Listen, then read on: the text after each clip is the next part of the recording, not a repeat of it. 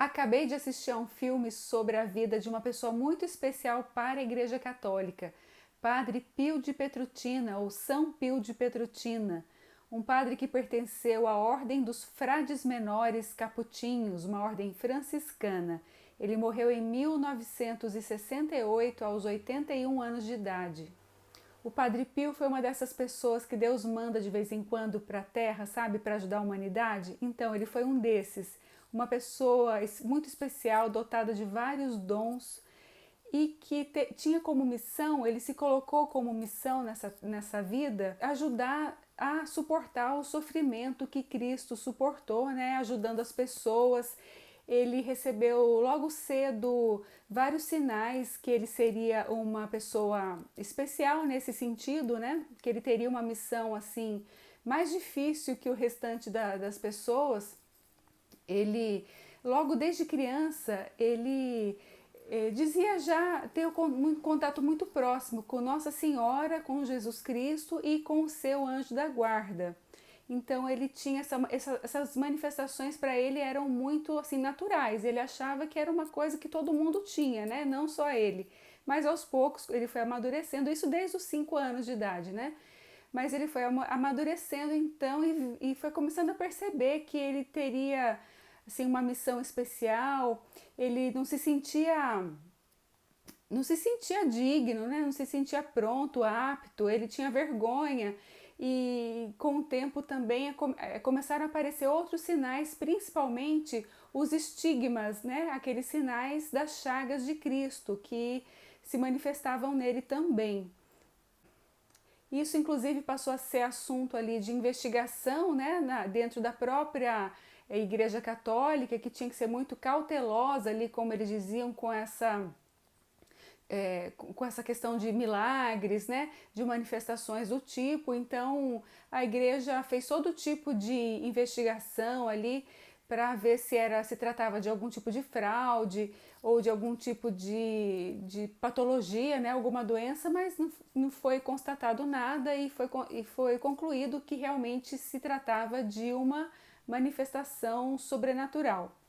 Mas não eram apenas manifestações ali divinas que aconteciam com ele, né? Ele também sofria um ataque fortíssimo, muito violento, até fisicamente, das forças do mal, daquele que ele chamava de o Barba Azul, né? Então ele era testado o tempo todo, sofria ataques assim físicos mesmo, né? Ele sofria uma espécie de surra durante a noite ali. E também então ele passou durante toda a sua vida essa luta espiritual, tanto ali sofrendo com aquele fardo pesado, né, de ter as manifestações das chagas, ter que absorver ali através da confissão, que ele era um confessor também, né, dentro da igreja. Ele teve essa missão então de absorver aquele peso, né, dos pecados de das milhares, né, de pessoas que iam até ele para se confessar. E bem cedo também ele começou a realizar alguns milagres, né, coisas ali relacionadas à cura, a questão da colheita ali, né, a plantação das pessoas ali do seu próprio vilarejo, e várias outras coisas. Um dos dons que ele tinha era o da bilocação, estar em 2 lugares ao mesmo tempo. Por quê? A vida dele foi o seguinte: ele nasceu em Petrutina, né, e passou um período. Logo cedo ele quis se tornar padre, ele já tinha uma consciência muito determinada já sobre essa sua vocação, sobre esse chamado, né? A família teve que se sacrificar ali para que ele pudesse estudar, para então se tornar padre. E ele foi então para esse convento ali, esse seminário, né? E depois ele se consagrou padre em 1910. E depois e tinha muitos problemas de saúde, tá? Problemas pulmonares, uma asma, né, muito forte. E ele foi então para essa cidadezinha, um vilarejo ali de São João Rotondo, ou São Giovanni Rotondo, para assumir ali o convento, né? Então dali ele nunca mais saiu. Ele nunca saiu de lá, mas várias pessoas em várias partes do país diziam que tiveram contato com ele, que o viram ali durante a Segunda Guerra, por exemplo, né? Teve o caso de um rapaz que diz estava ali no campo de batalha e diz ter visto o Padre Pio, que o Padre Pio chamou para um outro lugar e nesse lugar que ele estava, então explodiu uma granada. Então ele teve a sua vida salva ali pela manifestação do Padre Pio. E vários outros exemplos, né? De coisas assim que ele aparecia fisicamente em outro lugar. E vários outros dons também, né, que ele tinha ali espirituais que se manifestavam. Logo no começo da guerra, ele teve a ideia de construir um hospital para receber ali os combatentes de guerra, né, que voltariam então mutilados, muitos doentes, né? Então ele teve essa ideia, ele coletou lá doações, né? E construiu então esse hospital muito grande chamada Casa do Alívio do Sofrimento, e que depois esse hospital se tornou uma referência em medicina para toda a Europa, um hospital muito importante.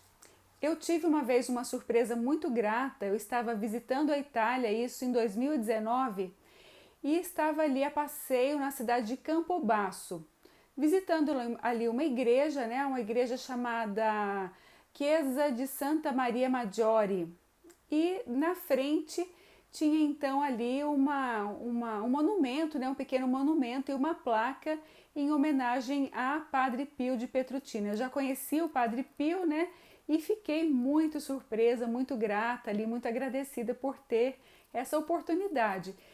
Na hora só de passagem ali, né, não tive o tempo necessário para fazer uma meditação como eu deveria, né, ter feito, mas eu realmente fiz ali uma oração, um pensamento, elevei meu pensamento a Deus e ao Padre Pio, fiquei muito feliz, tive uma sensação de muita alegria ali ao encontrar esse monumento, tá? E depois então eu vim a saber que o Padre Pio passou alguns anos da sua vida ali antes de se tornar padre, entre 1905 e 1911.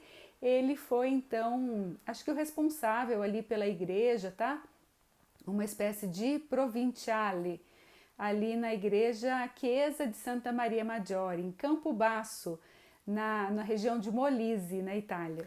Tá bom, gente, então eu vim aqui falar sobre o Padre Pio. Ele deixou várias profecias, várias mensagens para a humanidade muito bonitas, e também passou pela gripe espanhola, né? Ele mesmo perdeu parentes durante a epidemia da gripe espanhola, algo muito parecido com o que a gente está passando.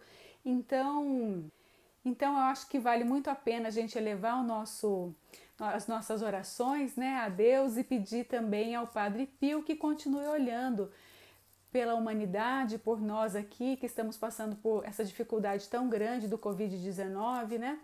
Então, deixo aqui esse vídeo com essa intenção também de coração. Tá bom, gente? Fico por aqui. Eu espero que tenham gostado. Se gostaram, deixa o like e até o próximo vídeo.